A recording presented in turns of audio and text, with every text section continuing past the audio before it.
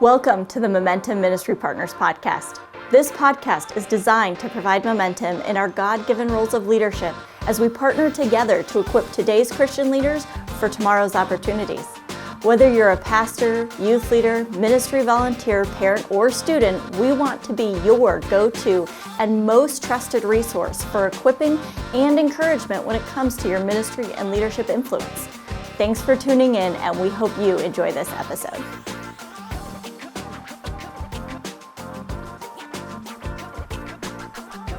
Hello, and welcome back to another episode of the Momentum Ministry Partners podcast. We're so glad that you decided to listen to this episode and join us as Jeff and I talk about creating internships and starting an internship program. I know it's riveting. Jeff, contain your excitement. Contain yourself. I can see the look on your face. I love internships, actually, so I am excited. All right. Anything we can do to develop leaders, that's really the heartbeat of our organization. It's probably one of yours and my biggest passions of developing leaders, creating pathways for people to take on new responsibilities. So let's kind of start off with some rapid fire questions just to get us warmed up and going here. Jeff, I'm curious. I'm interested. Past, present, or future, if you could have dinner with any person, who would it be and why? Past, present, and future. I love this one. Honest. You want the real honest answer? Stumped him. Yeah. What? It'd be my dad. Yeah. Like I would, if I could hang out. Yeah. If I could hang out with him again for a while, that's probably what I would do. That's honestly. Awesome. And maybe in addition to that, I had a brother that my family lost before I was born. I think it'd be amazing to know him, somehow. But I know you're supposed to say Jesus, but in the future I will hang out with Jesus. There you go. And beyond that, I'm just not. I don't know. I don't know. I just moved. Yeah. My family's everything to me, so probably that would be. I love this question because there are times where I've even been like, Peter, I want to pick his brain, go spiritual. But I'm in the stage of life right now, if I'm honest, I'm like, I would just love to have dinner with my wife without the kids. Yeah, that's right. Yeah. Maybe myself in the past. So hey, listen, you're going to be tempted to do these really stupid things. Yes. Avoid that, kind of thing. But oh man. Yeah, I think it'd be my dad, maybe my brother. Heidi and I had a miscarriage. It'd be fascinating to see what our child, who they were, and what they were like. But I'd pick something like that. I don't care about celebrities and that. I just passed on meeting a celebrity the other day. They're like, do you want to meet this big celebrity? I was like, I'm late. Yeah. I don't care. I wouldn't know what to say anyway. Yeah. That was literally what I said. I was like, I'm late. I don't have time to go over there and say hi. I love it. That's awesome. All right. What's your go-to coffee order? If you're going it'd be Dunkin'. It'd be five creams, 3 sugars, Dunkin'. All right. Just black coffee with 5 sugars, 5 creams. Yeah. I'm going to write that 5 creams, 3 sugars. Come on, Eric. Don't mess this up. I don't know. I'm purposely going to get it wrong just so I can. All right. One more. What's a go-to productivity hack that you have? How do you stay productive? It's funny. Somebody told me years ago when I was in college that you don't lose time in hours, you lose it in minutes. And so somehow that clicked in my brain, and you will see me schedule my day down to the minute. And so much so that even when I just kind of naturally do it, if I'm walking from my kitchen to my basement, I'm going to quickly find out if I go from my kitchen to my dining room to my basement, is that, and pick up that box and take it with me, is that the most efficient way? I know it's a little bit, OCD kind of thing, but I just think like that. So I waste very few minutes in my life. And if I am going to watch a movie or something like that, it's always on purpose. I would never drift into that kind of thing. But you interact with me enough, like, like my day runs down to the minute. Yep. And I feel like if something takes an hour, I can get it done 45 minutes. If it takes 45 minutes, I can get it done in a half hour. You multiply that over a week, and I wind up with 4 more hours than the average person does, which means I can do 4 more things. Yep. So just that kind of stuff is what I do with it. All right. Well, that's good. Our producer just texted me and said to stop stalling and get going with the with the real question. Jeff doesn't have time for this. Yeah. I love it. No, I really do think that it's fun in asking these rapid fire questions in some of these episodes, because you do get to understand the heart and soul behind people. But Jeff, when it comes to our heart and our soul in this conversation, like, we are crazy passionate about developing leaders, about multiplying in and through leaders in your church, in your ministry, discipling, and creating pathways to do that. And I know you and I recently, we've had a lot of good conversations through Momentum Pro, through some of the people that we're coaching and helping to walk along with about this idea of an internship. How do you create a residency program? We got to go down to Atlanta recently and learn from 12 Stone Church. They're doing an awesome job with this. Some of the others across the country. But briefly explain for us, Jeff, what does your church do, and how would you define those terms? We like to define terms, but what's an intern? What's a resident? What's your program?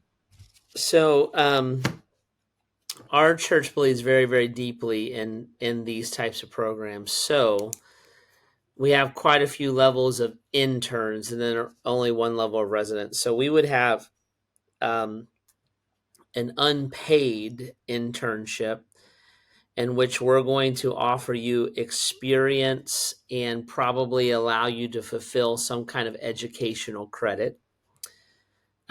We have a summer internship, and what we do is we set aside a certain amount of money every year. We bring in a certain amount of high school students. We call it the 360 internship. Those high school students train for the first half of the year until the summertime.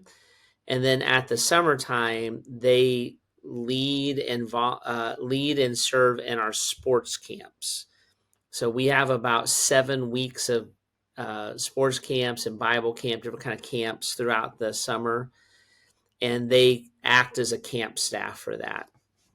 Now, how we pay them is they receive either a full ride to Momentum Youth Conference or the equivalent of that as a credit on a short-term missions trip. So I pay them as a stretch, reward them is probably the thing. They don't have to serve every camp. They serve a certain number of those camps, and then that's the reward for it. So we have unpaid internships, summer internships, and then we have summer college internships, and these are paid college students that intern and serve in those camps. Think of a camp counselor. They would function more in those roles. So those are 3 of them.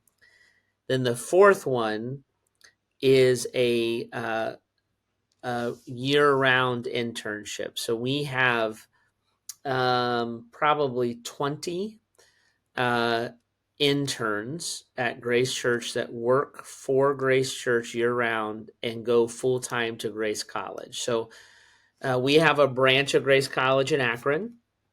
We have 1 degree. It's a Bible degree, basically a ministry degree.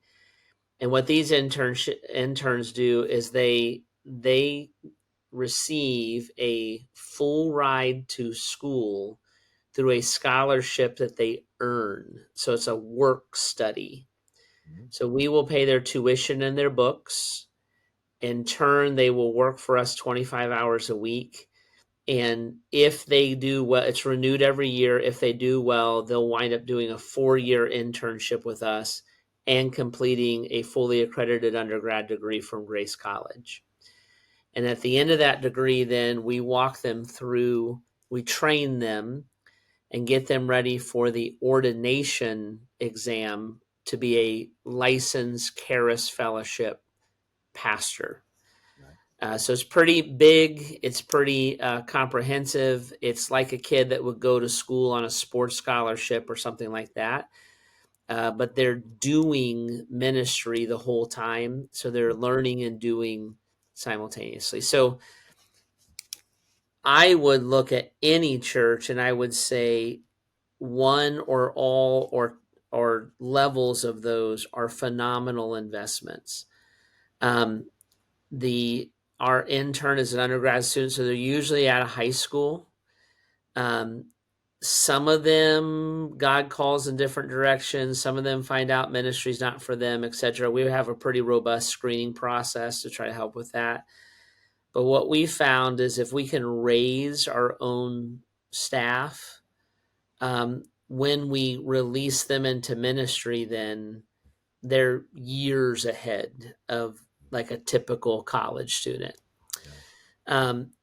I would say when a kid comes out of our internship program that I just described, and they're 22 and they're a college graduate, they are probably where I was when I was 28, after I had done 3-4 years of being a youth pastor, because they've been doing that the whole way through and been coached the whole way through.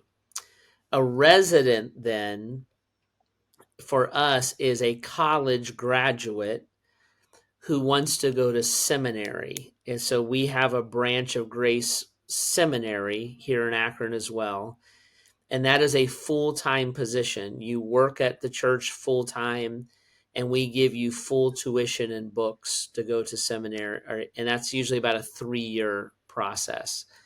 And we would have 5 or 6 of those residents. And those are men and women who are training specifically, undoubtedly, to go into full-time ministry.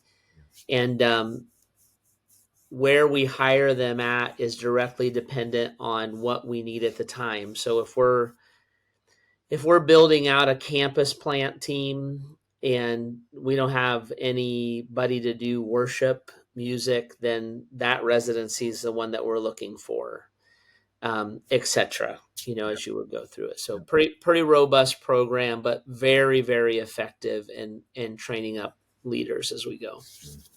So Jeff, for a church that's looking to start up an internship program, maybe they don't have anything there. A lot of times, I think, if we're honest, churches start an internship program because they feel like they have a need.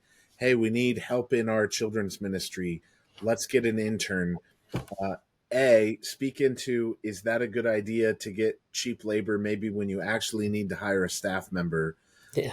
But the other side of it, go the other way. Like, what are some of the things that you should consider to know and be prepared for in order to successfully launch an internship program? So, like I said, I'm a pretty big fan of internship programs. The one caution I would say is you should only hire an intern if you're actually able to participate in their training. Now, that doesn't mean you need a big staff. You could be a solo pastor. And as long as you actually have the time to sit and work with them, and maybe they do start your children's ministry, or they do start your youth ministry, you can't just throw them in the deep end and hope that they swim. You have to spend the time, and I would say have some level of a systematized order that you're training them in. Yep. Then I think it's a great spot. What we found is that if you want the best of the best, you need to use scholarships. That's what the rest of the world does. And so when you look at a kid and say, I will pay your way through college, I'll give you a full ride to college, that changes that conversation real quick, right? And that's where it is inexpensive. So it's going to cost me $12,000, $15,000 a year to send you to college, and you're going to work the equivalent. We say 25 hours a week. of a $12 to $15,000 a year job. Now, in reality, that kid is going to give you more if they're healthy and actually passionate about it. And in reality, they may wash out. Right. So your risk is low. Mm-hmm. I think the upside way outweighs the downside. The other thing that happens with that is you're able to train them in your DNA, which is what when we so Grace Church, which is where I pastor, we have a lot of employees, a lot. And so what we found is this: if I hire somebody from the outside, it's 50-50 that they're going to work out. And it's going to take me 3 years to figure that out. I'm going to spend at least 6 months hiring them, 6 months before I figure out if I am glad I did that or not. Another year and a half to try to fix them if they're broken, and another 6 to 12 months to exit them. I could have taken that same money, pennies on the dollar, and I could have raised my own person. Or for the cost of a full-time person, I could have raised 3 or 4 or 5 of those people. I can back out easier with an 18-year-old. Be like, hey, I don't think this is for you, than I can with a person who uprooted their family and moved across the country. And then I get a 3 or 4 year interview with them. Yeah. I actually get to know them, and then I can build the program from there, which is what I did when I first started Grace Church, right? So that's where I think it's a fantastic opportunity, but you have to be available to coach, and you have to be available to walk them through. Yeah. And then the other thing I would look at is there formal training around. So I'm not saying this is all bad. This is 100% Jeff's opinion. I'm not a big fan of online school. I think there's something powerful that happens when you're in a classroom and you're being taught by a professor, especially if that professor is a practitioner. I think ivory tower professors are generally not that helpful. But I think practitioner professors are wildly helpful.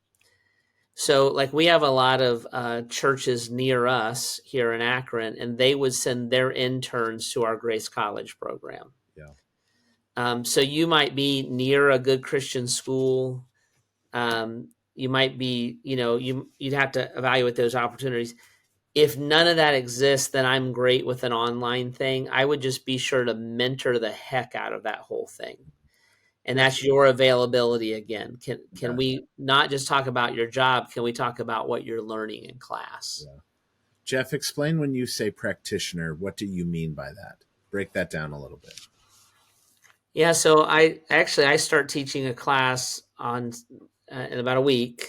And I go in there, I have the educational credentials, master's degree, I have a doctorate. But I'm a practitioner. So I am teaching them academically from what I do all day long. So I'm going to hit all the academic requirements, which are valuable. I'm going to have them read books that they wouldn't otherwise read. I'm going to make sure that there's a balance to the curriculum so that it's not, just do what Jeff thinks kind of a thing. But when they ask a question, or when we're talking about an insight that they read in their book, I'm going to answer them from reality, not theory.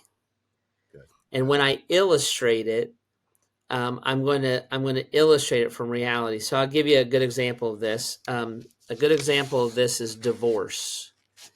So when I was in college, I read a book. This is a long time ago. There's probably newer books now, but I read a book called The 4 Views of Divorce.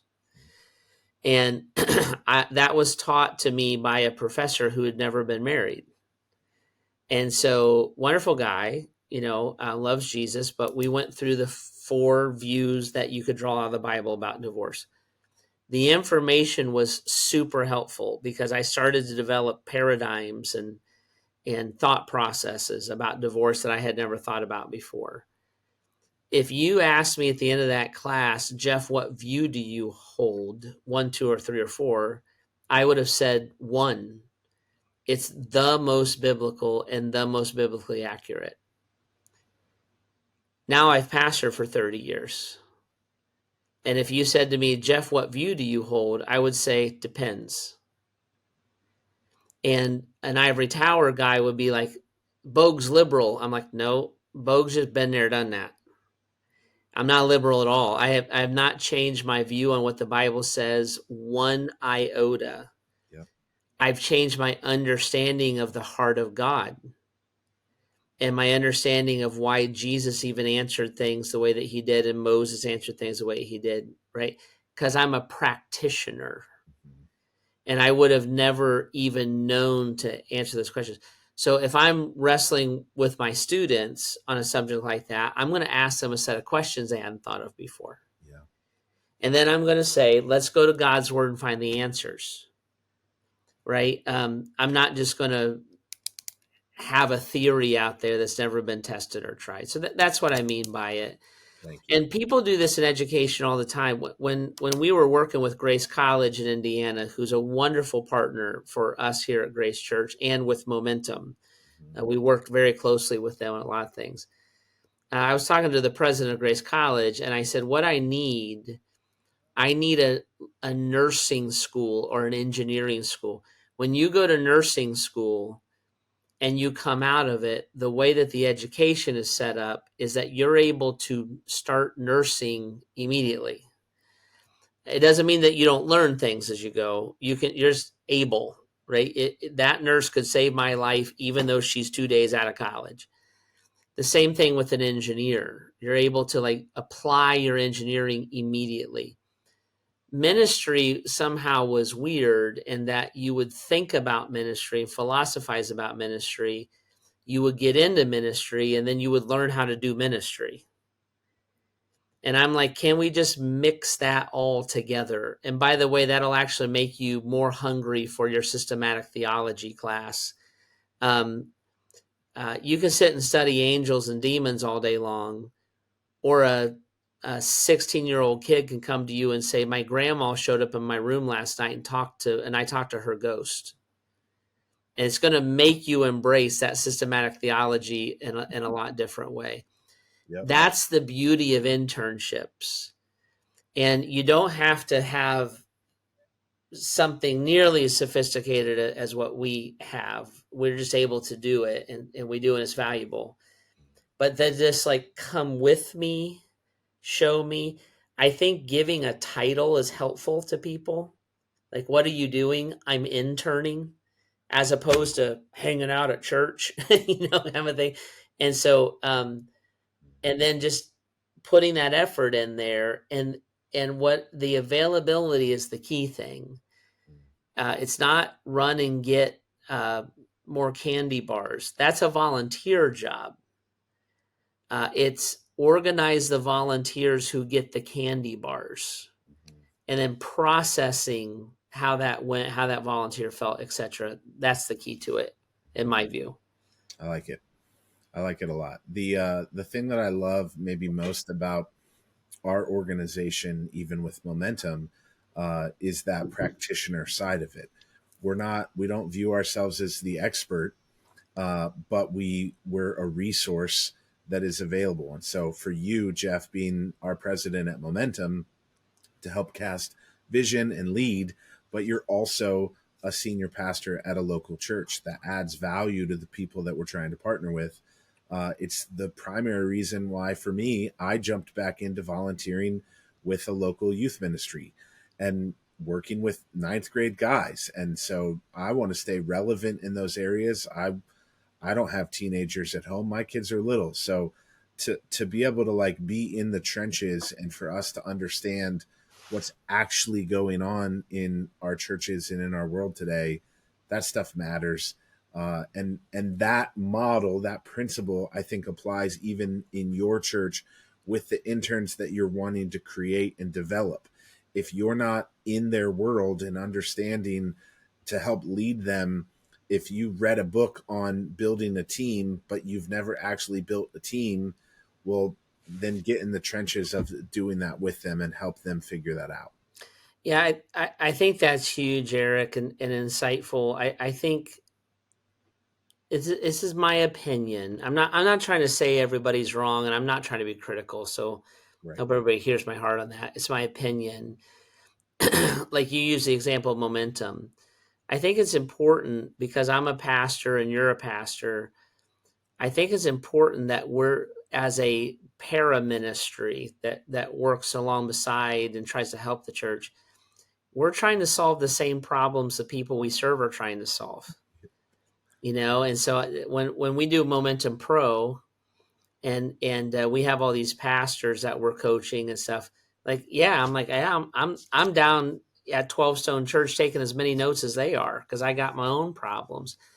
The only difference is I might have more miles on me, or I might have a bigger staff, so I have the bandwidth at times to think about or pursue an answer that a guy that has one or two people or is a solo pastor may not have time to. Yeah. But I'm trying to solve the same problem. So when I can find that answer, I can bring it to that guy. And that is definitely what's unique about Momentum is we're with you. And when you tell us you have a problem, we'll take the time and energy to try to go help you find that solution. Yeah. Because you didn't, you told us that you got the same problem we got, and that's what we're trying to work on. And I feel like that's interning at its best and its finest is, that's a youth intern. Well, what does that mean? It means they got the pizza for the cookout. I'm like, no, what if the senior pastor and the youth intern were both trying to figure out how to reach kids in the neighborhood where the church building is? Yes. Now that senior pastor is going to learn a ton.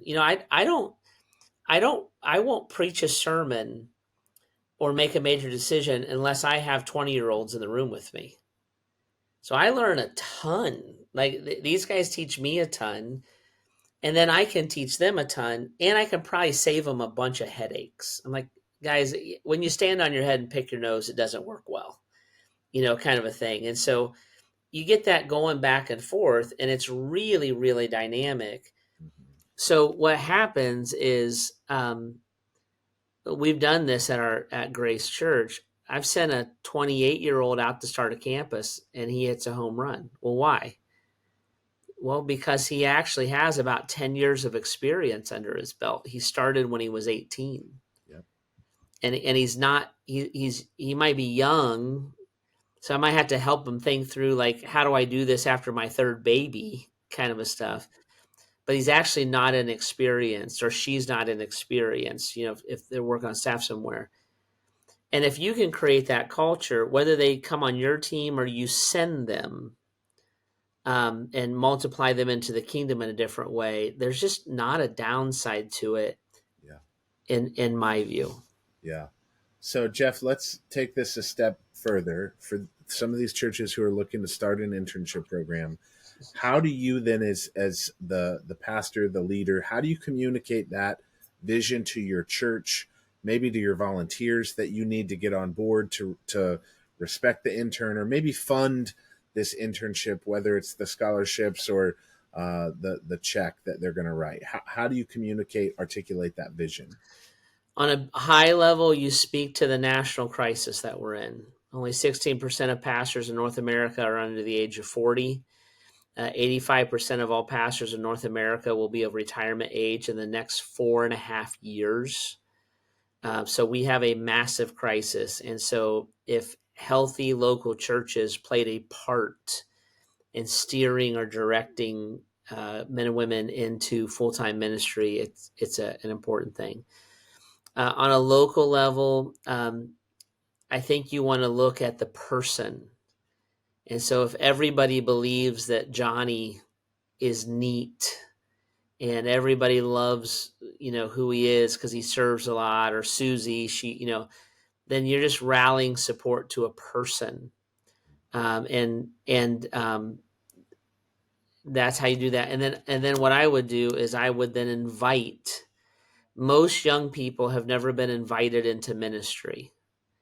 We did a study here about 10 years ago, and we looked at the people who have most bought into the vision and the mission of Grace Church, which we believe is the vision and mission of Christ, obviously. Uh, so the younger generation that respond the most to that, the number one thing we said, like, why did you adopt the faith? Why did you adopt the vision and mission of Grace Church? The number one thing, bar none, was I was invited. Mm. You invited me on a leadership retreat. You invited me to hang out with Pastor Jeff. You invited me to be an intern. Mm. And that vision clicked when that invitation was given. So you just kind of work at it like that, and That's you good. don't, if you don't have money, then do it as a volunteer. Invite them to hang out with you that summer. Yep. If you can put some finances behind it, it creates different levels of things. But there's not, in my opinion, there's not a downside. You have to know that kids wash out and kids change their minds. It's not the end of the world. So you're just helping them discover Yep. God's call. We've had interns that have said, "Hey, I feel called into the marketplace." Like, great, go. We love you. We have interns that were too immature to do it. We're like, "Hey, why don't you take a break?" We've had interns that fell into sin. We're like, "Hey, would you step away a year from now? If you want to come back, we'd love to talk with you about that." But we've also had interns that are like, thrive and learn how to work hard and start to instinctually understand how to deal with people and those kind of things. Yeah. And they've moved all the way into planting churches with us, being our missionaries, etc. Mm. Yeah, Jeff, what are some of the things that you would say, to go back to, like the job description of an intern, the experience that you want to give them? Maybe give, like, what are top 3 or 5 things that you'd want to put on, that categories that you'd want to develop them in. Mm-hmm. So we have a little saying. We say, if servanthood's beneath you, leadership's above you. So I have no problem with interns setting up tables and chairs and sweeping carpets. I do that still, so that's part of ministry. Don't make that their job. So I would want them to lead a small group. Maybe it's a small group of junior high girls. You have an intern who's a 18-year-old girl or woman, and you don't want her leading a 17-year-old. So maybe have them lead a 9 or 10-year-old or a 6th and 7th grader, but leading, teaching in some way. I would want them to organize something. Like, we're going to have a weekend retreat. You organize all the games, and and just let them learn kind of that skill. I'm going to want them to teach publicly. So one Wednesday night, you're going to teach, and I'm going to help you and coach you, and we're going to practice it, Yeah. etc. So just things like that. It's the manager, coach, player, and I'm like, do the grunt work. Everybody does. Jeff Bogue still takes trash out at the church. We do the grunt work. Do the people work. I also would try to arrange where they work with people who are older than them as well. You send the communication to the parents about when to catch the bus. Yep. Those kind of things. And you're just giving them little snippets. And then if it's a 4-year internship, you do that on different levels. If it's a summer internship, you do that in little pieces. Sometimes you can give a project. Like I had an intern way back in the day, and I said, part of this was his personality. I was like, I want you to organize a Sunday school curriculum from 7th to 12th grade. This was when I was in youth ministry, that walks the kids from here to here. And he did a phenomenal job. I think we used that for 8 years or something. It's crazy. So it's that mix of stuff. Yeah. Yeah. Well, Jeff, this is super helpful. We want to be a resource to you to help you. Just one last thing here, Jeff. What would maybe be some additional resources or even things, that creative elements to think through? So I'll give you one. to start. I was just talking to a youth pastor recently, and he was looking to hire some interns. And I said, one of the things that I did when in my years of youth ministry is I actually went to the schools. Most public schools have a work study program Yeah. that students, if they want to learn banking, they can go work at the bank, for one or two class periods a day. Maybe it's a set schedule, but it's done through their public high school. And you can go talk to the public school in your area and just say, hey, I have a student who's interested in learning worship. Maybe they're gifted in that area. Can they come intern at our church under the work study program? And those are easy ways to maybe make some of those connections. Jeff, what are other resources or creative ideas that you guys have seen that have worked in terms of internships? Yeah, shadow days are huge, Yeah. and that's something that's a normal part of a kid's life. Summer internships are huge. They don't have to be full time. Yeah. So, on Wednesdays, what youth group day, I intern or those kind of things. I think if you've never run an internship program, get a hold of a fellow colleague who has. The guys here at Grace would know what that looks like, and just you take a couple days and study up on it. It's not rocket science, but just get your head around it. And then I think taking a hard look at your own schedule and say, do I have the time and the willingness to actually like journey with a kid through a phase of their life? Kind of thing is doing that. And then everything else is like job descriptions. What would you actually do? Finances, if they apply, those kind of things. If you're looking for somebody a little bit older, a lot of colleges have internship requirements. Yep. And the kids are looking for places. So it's again, like hustling that down. But if I was just in a normal church, I would start looking at the young people in my church, and I would start thinking about if I would invite someone to do something, who would I invite? And I'd start there and just ask them, hey, you want to hang out and be a part of something? It's awesome. Very cool. Thank you, Jeff. We're here for you. So listeners, if we can help support, encourage you in any way, in shape or form, let us know. We'd love to do that. If you're looking for some of those resources, we have them. We're happy to send them on to you. You can reach out to us at info@buildmomentum.org, and we'd be happy to pass those resources, those details along. We'd love to be a partner for you in helping your ministry, your church have maximum impact for God's kingdom. So don't be shy. Reach out, let us know however we can help you. And maybe it's other podcast episodes or discussions. Maybe next week, tune in. We'll be talking about ghosts and how to talk to your deceased relatives. I don't know. So check back next week. Thanks so much for tuning in. Thank you for joining us for this episode. We hope you found it to be valuable. And if you did, would you share it with someone else in your network who might enjoy it? Also, would you please go on and subscribe, rate, and review it? That way you don't miss any more and somebody else will be able to find it too. Also, because we want to be your trusted resource, if you have a question or topic that you would like us to discuss on an upcoming episode, send that to us via email to info@buildmomentum.org, or you can send us a DM on any of our social media platforms. You can find us there at Momentum Ministry Partners. Also, if you need more information on our ministry, be sure to check out our website at buildmomentum.org. Thank you so much, and we hope to see you next time.